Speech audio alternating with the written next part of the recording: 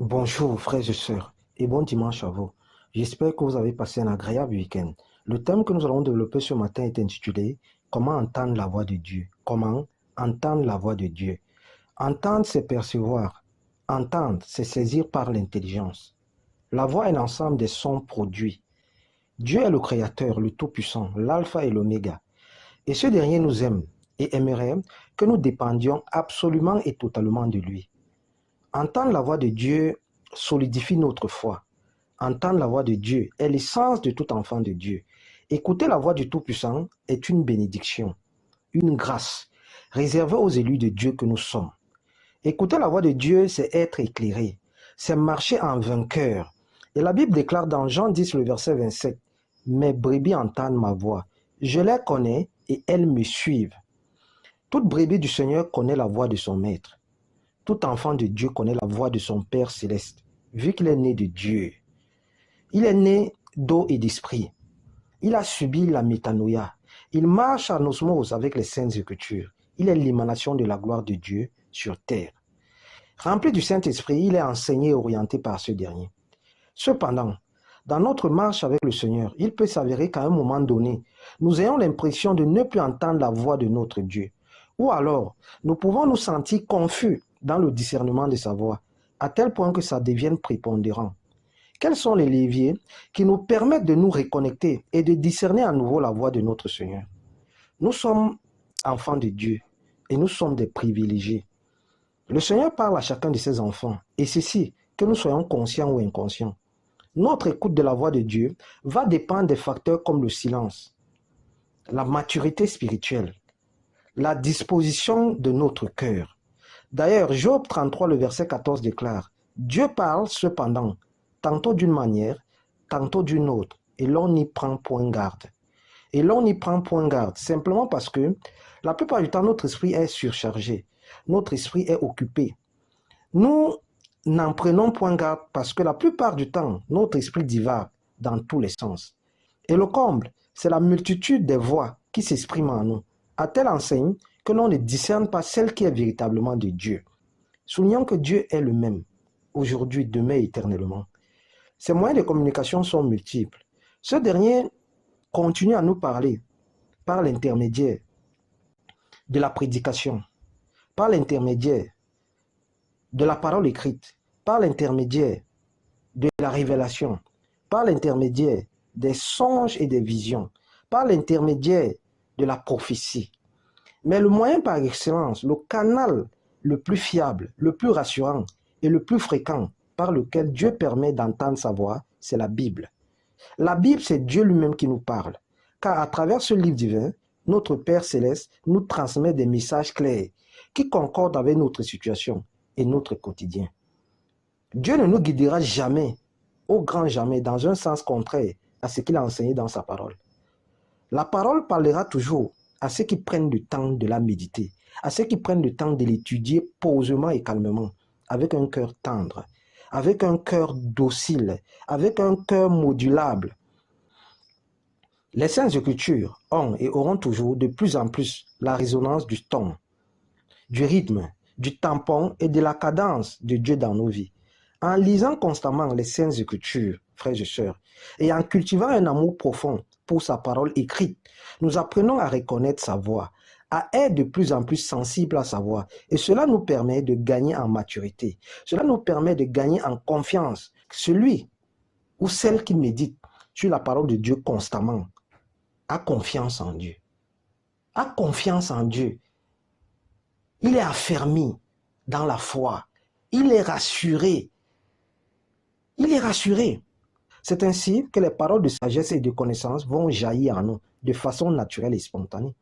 De façon naturelle et spontanée. Lorsque nous prenons le temps de méditer, le temps de lire pas à pas la parole de Dieu, c'est ainsi que la sagesse de Dieu va nous permettre de dénouer des situations complexes et sans issue.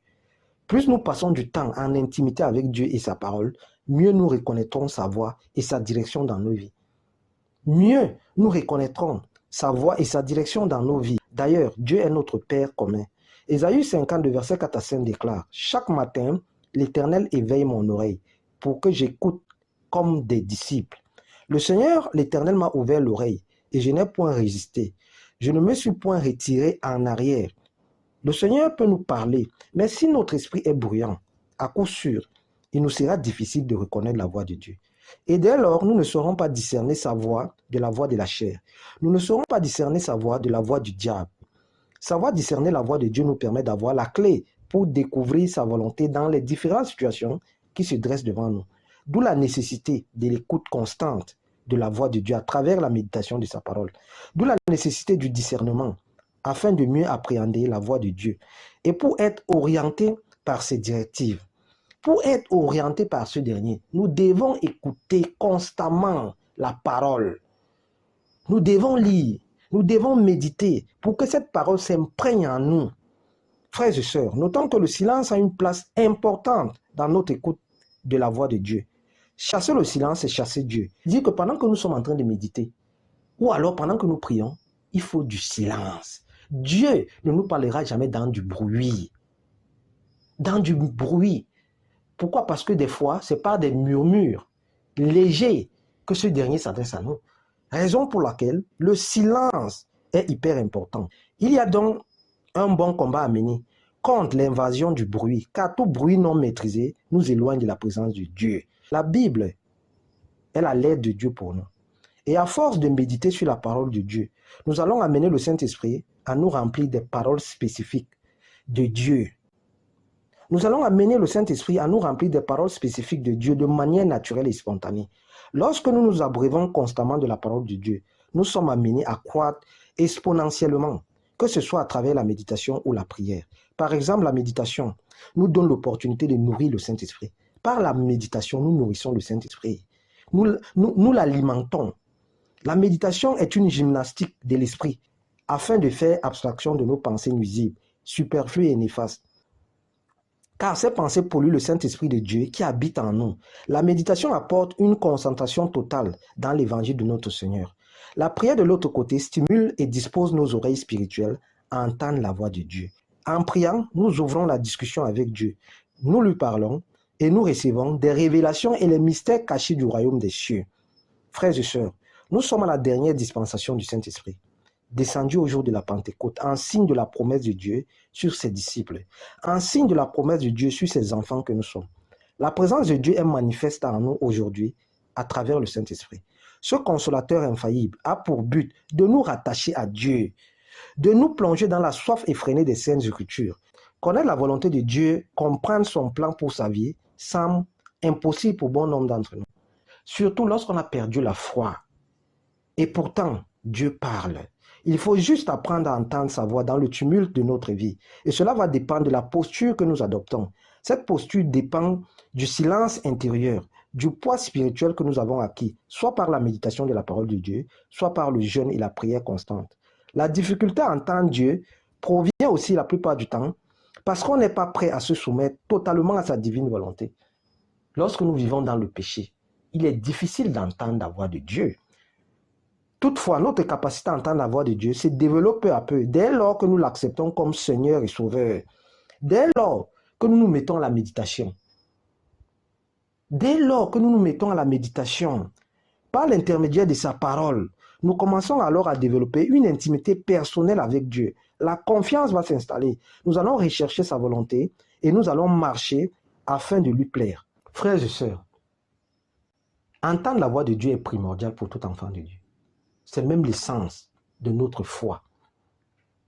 Lorsque tu écoutes la voix de Dieu, lorsque tu entends la voix de Dieu, tu es rassuré. Tu es rassuré, tu es heureux. Parce que Dieu te guide, Dieu te parle, Dieu te montre, Dieu t'enseigne. Bon dimanche et bon début de semaine. C'est ce thème qu'on avait à développer ce matin. Merci.